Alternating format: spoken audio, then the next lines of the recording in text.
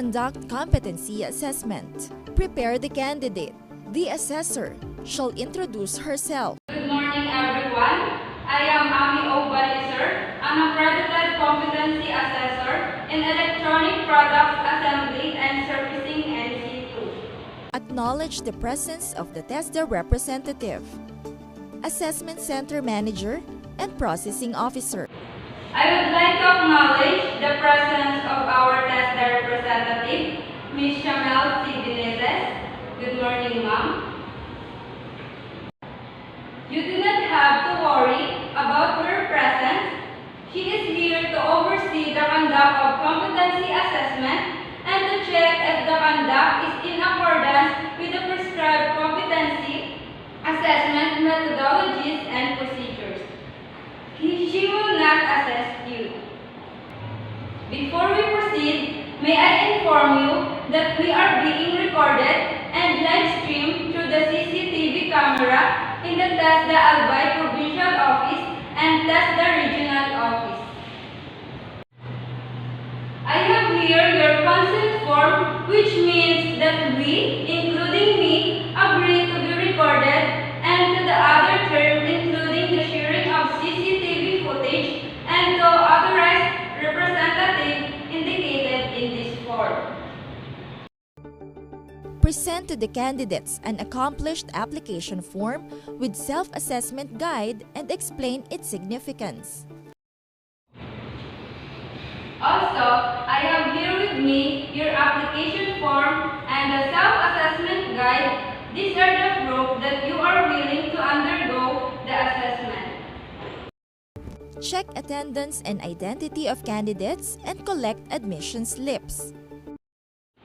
So before we start, please submit your admission slip.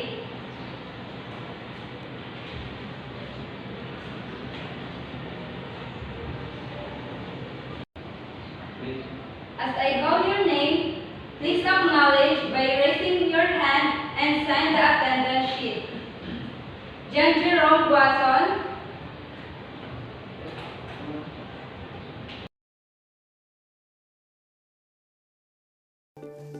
Conduct orientation to the candidates.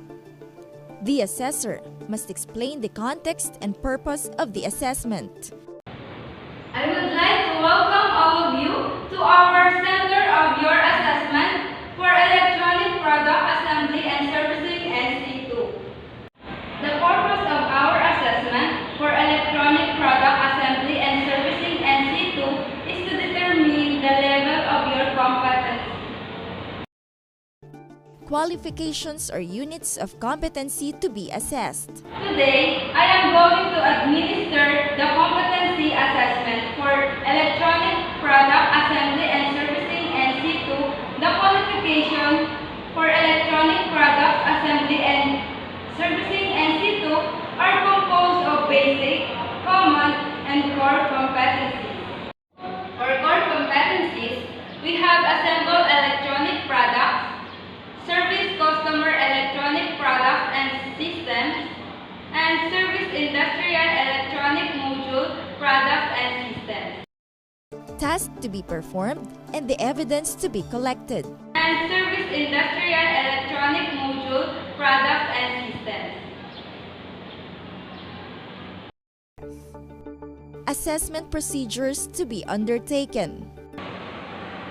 We will collect evidences through demonstration, observation in workplace, written exam, practical exam, and portfolio. This assessment method can help to measure your underpinning knowledge and skills. Needs of the candidates to be considered during the assessment. We also have things that need to be considered.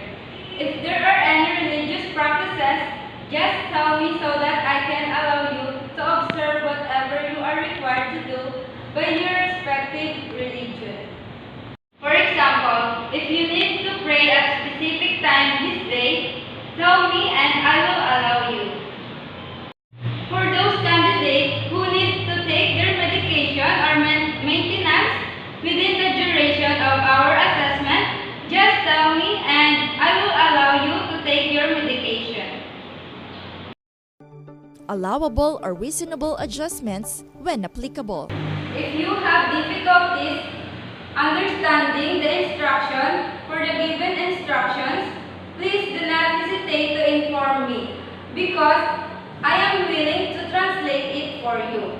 During the written examination, if you have a dilemma on writing down your answer, don't be shy because we can accept your answer verbally. Do's and don'ts during the assessment. Follow the security policy and procedure. Follow rules on the use of facilities, using cell phone during the assessment and taking pictures, leaving the premises of the AC without informing the assessor or any staff. If you have concern, question, or needs for you to clarify matters concerned in the assessment, you may raise your hand because I am willing to assist you. But once the assessment is started, please refrain from asking questions. It is no longer allowed. Issuance of National Certificate or Certificate of Competency. TESDA is currently implementing the e-certificate system.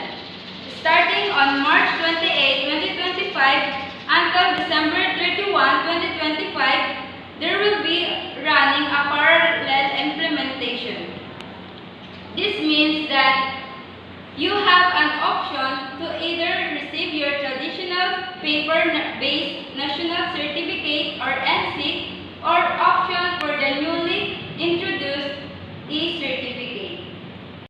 If you have achieved a competent result on your assessment and choose the e-certificate, your national certificate will be sent to your provided email address within 1 day after the assessment.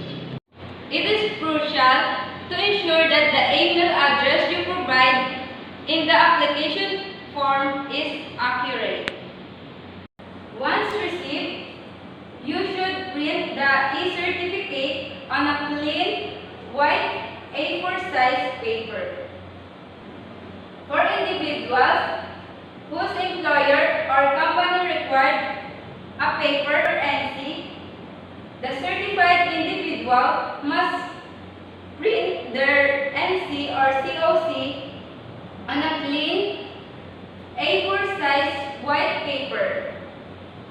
Subsequently, this printed certificate should be taken to the nearest TESDA provincial and district office for the application of the dry seal. The TESDA POCAC focal will be responsible for verifying the authenticity of the NC or COC. Before affixing the dry seal, a service will be provided free of charge. Starting from January 2026, the paper-based national certificate will no longer be available. As a final reminder, please ensure that the email address and name provided during the application process are accurate and up to date. The NC or COE is issued by the provincial office where the assessment took place. Upon presentation of cards, it is a validity period of 5 years. You may claim your NC or COC 3 working days. It means Saturday, Sunday, and holidays are not included. You may bring the following upon claiming: the CARC pictures, passport size white background with color and name tag. Note in picture: first, clear white background; second, photo paper use; and third, the clear face and high quality. And last is the 50 pesos for certification fee. Renewal of NC, 5 years validity. Requirements: photocopy of NC with original presented. Second is certificate of employment related to the NC. Reassessment procedures. After the assessment and you're found to be not yet competent, don't worry about it because you can be reassessment anytime at your own convenience. In case the reassessment is full qualification, you have to undergo the whole assessment process. If you are found to be competent in some unit of competencies, the assessment shall focus in the unit of competencies for you are found to be not yet competent. Also, if you are failed two consecutive assessments, you will be advised to undergo refresh course before applying for reassessment. Occupational safety and health requirements. During the actual assessment, please observe safety as you perform a different task. Make sure to check your electrical or electronic equipment before plugging it. Avoid plugging the cord as you unplug the equipment. Observe proper body mechanics lifting head equipment to avoid back injuries in case of accident. Please call attention immediately so that you can provide. Avoid pulling the cord as you unplug the equipment. Observe proper body mechanics lifting head equipment to avoid back injuries. In case of accident, please call attention immediately so that you can provide your first aid and should be able to arrange a first aid cabinet located on the right side. And confidentiality of assessment outcomes. Confidentiality of assessment outcome with regards the result of your assessment, we observe strictly confidentiality. This is to ensure your integrity. The result is only made available to the authorized personnel and to the institution where you had your actual training. In relation to this assessment package, may ask all candidates to refrain from giving away any form of information that took place during the assessment process. Provide each candidate a copy of the specific instruction to the candidate. If you don't have any question or clarification, then I am going to distribute the specific instruction. Please read them carefully and do not hesitate to ask questions right now. And I may be able to translate it for English to your local dialect. If you need the assistance, then I will be more than I am willing to assist you. The assessor explains and guides the candidates in interpreting the instruction and shall ensure that the candidates understand the contents of the instruction. Instruct candidate number 1 to proceed to the assessment area while the other candidates stand by in the waiting area. So, everybody must be ready now. Candidate number 1, you may please proceed to the assessment area. And for the